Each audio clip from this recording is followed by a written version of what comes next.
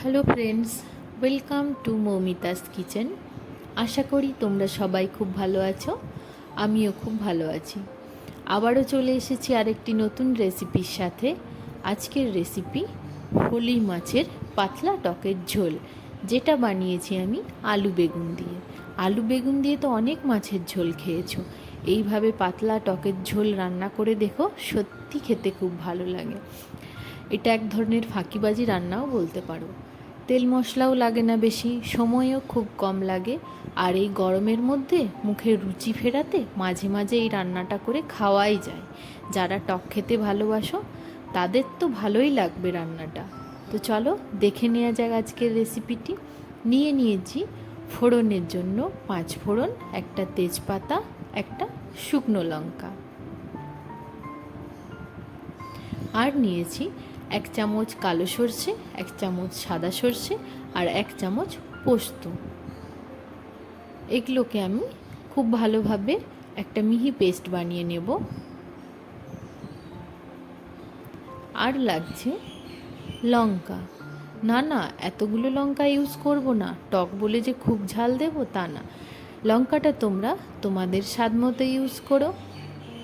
লঙ্কাটা কিন্তু অবশ্যই সর্ষে আর পোস্ত যে পেস্ট করবে তার মধ্যেই বেটে নেবে।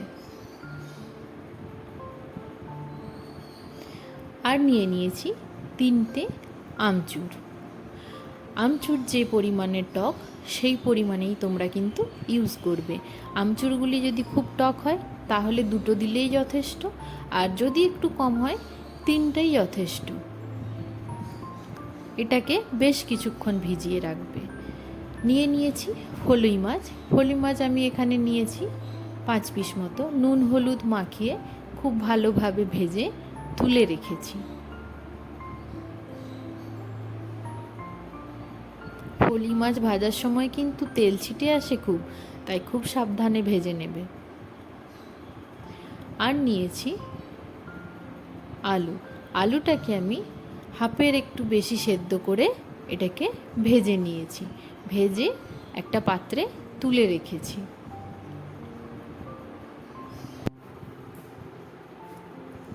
সর্ষে পোস্ত কাঁচা লঙ্কা 3টে একসাথে দিয়ে পেস্ট করে নিয়েছিলাম।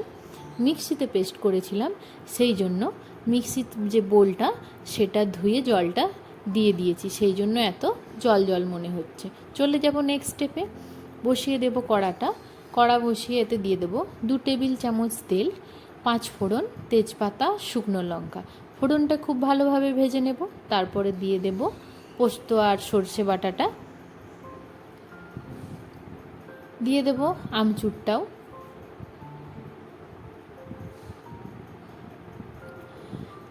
তারপরে দিয়ে দেব হাফ টিস্পুন মতো হলুদের গুঁড়ো।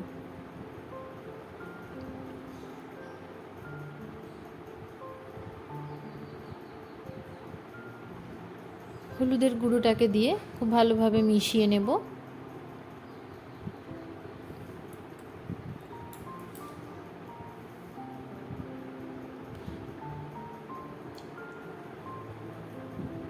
আর দিয়ে দেব এখানে স্বাদ মতো লবণ।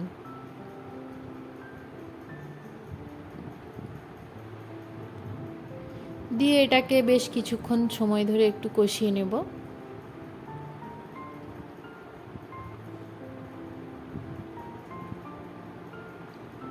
তারপরে এখানে দিয়ে দেব আলুটা যেহেতু আমার এখনও সেদ্ধ হবে, সেহেতু আলুটা আমি এর সাথেই দিয়ে দিলাম।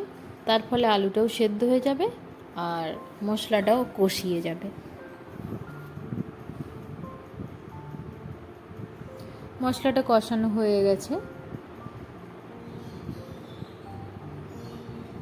তেলের পরিমাণ যেহেতু খুবই কম, সেহেতু তেল ছাড়ার কোনো প্রশ্নই ওঠে না।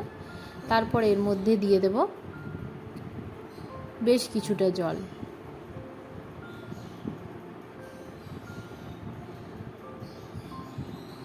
জলটা দেওয়ার পরে একটু ফুটে উঠলে এর মধ্যে দিয়ে দেব ভেজে রাখা বেগুনগুলোকে আমি আগেই ভেজে রেখেছিলাম, যেটা কিন্তু প্রথমে স্কিপ করা হয়ে গেছে। তো ভাজা বেগুনগুলো দিয়ে দিলাম। আর দিয়ে দেব মাছগুলোকে দিয়ে এবারে বেশ কিছুক্ষণের জন্য খুব ভালোভাবে ফুটিয়ে নেব। দিয়ে দেবো অল্প একটু চিনি। চিনিটাও অবশ্য স্বাদ মতো, খুব মিষ্টি নয় কিন্তু, বেশ কয়েক দানা দিলেই হবে, বা আমি এখানে ইউজ করেছি হাফ টিস্পুন। চাইলে তোমরা এটাও স্কিপ করতে পারো, বাট চিনিটা দিলে একটু খেতে ভালো হয়। 4 থেকে 5 মিনিট ফুটিয়ে নেওয়ার পরে একদম টকবগিয়ে যেন ফোটে ঝোলটা,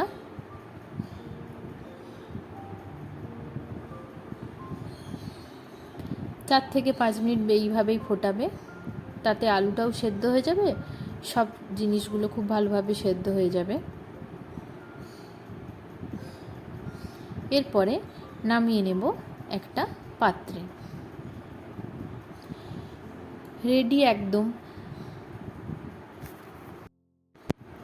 এরকম মাছের পাতলা টকের ঝোল খেতে কারা কারা ভালোবাসো কমেন্ট করে জানিও কিন্তু আমায়।